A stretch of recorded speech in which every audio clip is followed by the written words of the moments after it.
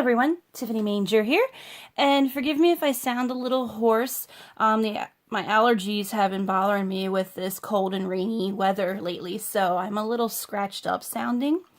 And today I'm going to show you this cute little technique I learned a few years ago where we make these cardstock roses. And aren't they pretty? And they're really easy to do, and they just come out gorgeous. Like, this was a card I did with them a few years ago, and then I actually just revived them. I haven't done them in a long time, and then I was supposed to do an ornament for a contest, so I decided to bring them back and did a couple, and they're really easy to do, and they don't take a whole lot of work either. So really the only thing you need is a circle punch. You can use a circle punch. This is a 2-inch here. You can use any size. It'll go to any size flower on what you want, depending on what size you use. It gets smaller. You can use your framelits here, these guys. The scalloped ones work really good too. This is honestly my favorite one here, the 2 3/8 scallop punch. Unfortunately, Stampin' Up does not sell that anymore. This is what I like to use the best for my roses, but they also have scalloped circles with the new circle framelits that they have available now. But so I'm just gonna show you how to do this here.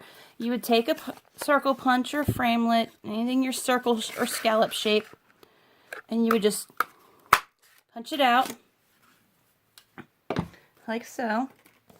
And then what you would do is we're gonna want it to give it like a soft wilt, like soft petal look. So you're gonna take a spritzer and just water and just spritz it. Get your cardstock nice and wet, and then just crinkle it. Excuse me. Crinkle it up like so. You want to get a nice amount of wrinkles in there.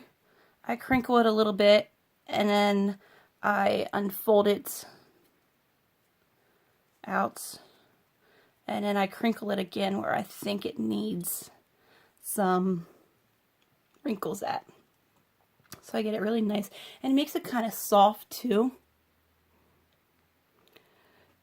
So as you can see, the red's sticking on me. You gotta be a little careful. I even let it sit a little bit crinkled up.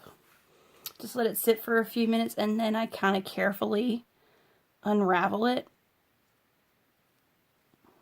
like so, and kind of flatten it out a little bit, but you still want those wrinkles in there.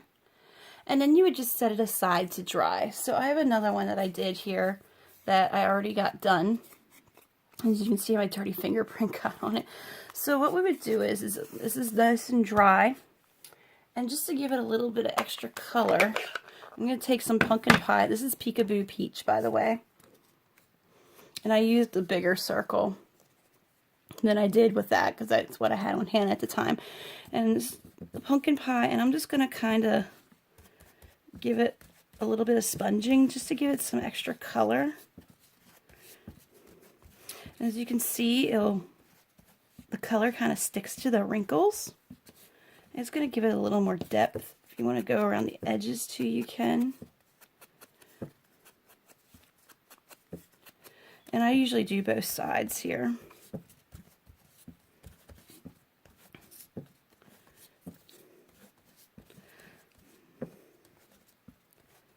And let's do around the edge a little bit.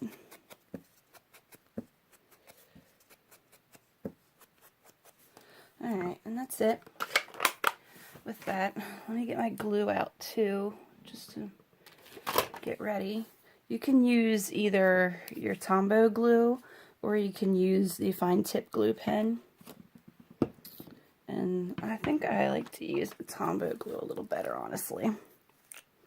So let me make sure I can get that coming out. Okay. So now what you do is you take your circle, and you take your scissors, and you're going to cut a spiral like so. But as you do, you're going to kind of wiggle it around like this. If you remember, a couple of years ago, Stampin' Up sold this die that made these spiral flowers, where it made like a spiral, and basically you rolled it around to make it a flower. I don't know if I have any on me. Actually, I do. So let me get my grab this hair and I bumped the camera. The camera's like a few years ago they sold this guy here. They made this cute little spiral flower. And that's basically what we're doing is we're making a spiral. So you're just going to keep going around, keep going around. And like I said, you're going to wiggle it as you do. So you see how you got these bumps?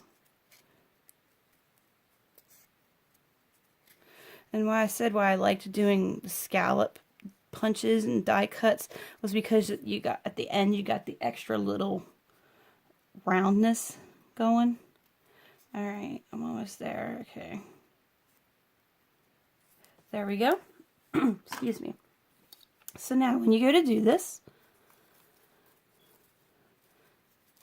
you're just going to do I want to do it from the outside? I think I'm going to do it. You can do it either way. You can do it from the inside out or the outside in. And I'm going to do, this time I'm going to do it from the outside in. And you basically just roll it up like so. Like I hold it like this. I give it a little start and then I just hold it with my fingers. And you're just going to roll it around like so.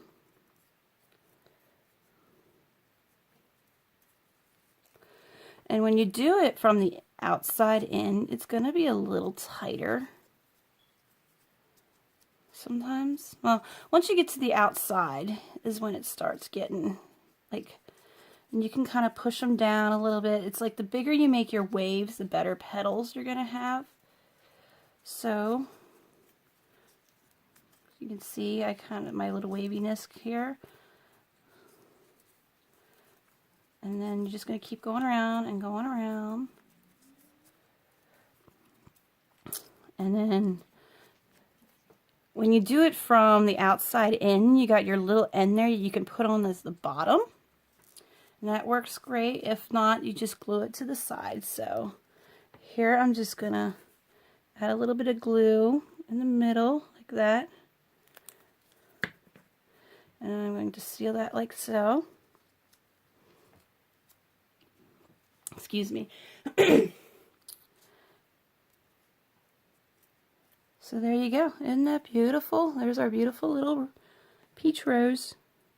And they said he's glued from the bottom. If you do it from the inside out, as you can see, that one's from the outside in. And these little roses here, I started from the inside out. As you can see, I used the scallop punch, so you got the little round ones there. You don't have as much as the spiral going on. And also, I had to glue it on the side. I don't know if you can tell there, because I probably tucked them in. But yeah, there you go. Very easy peasy, just like that. Aren't they beautiful? And like I said, the different size circles you do will make different size punch roses. Like I said, this one here, I used a 2.5 inch punch. This one here, I actually used the 2 3/8. So they're almost about the same size. But yeah, you could try it with any little circle. You want, it might get a little trickier to smaller circles you go. But like I said, it's just that easy and they just turn out so beautiful. It's a nice 3D effect to them. They just look so elegant. And if you don't want them so loose like that, you can add a little bit of glue. You can also, if you want, punch out a little circle and glue it onto the circle base, like so. That's what I did with these guys, so they would stay a little better. So yeah, there you go. If you like what you've seen, please like my video and subscribe to my channel. I try to do at least one video a week, whether I'm doing a tutorial or talking to you about a certain product. If you have any questions, just ask them down below and I will try to answer them the best I can. If not, you can also go to my Facebook page, Tiffany Manger Stampin' Up Demonstrator. If you'd like to order any of the products or if you'd like to know more information about Stampin' Up, check out my website, www.tiffanymanger.stampinup.net. I thank you for watching. I hope you enjoyed the video and I hope you come back again. Have a nice day.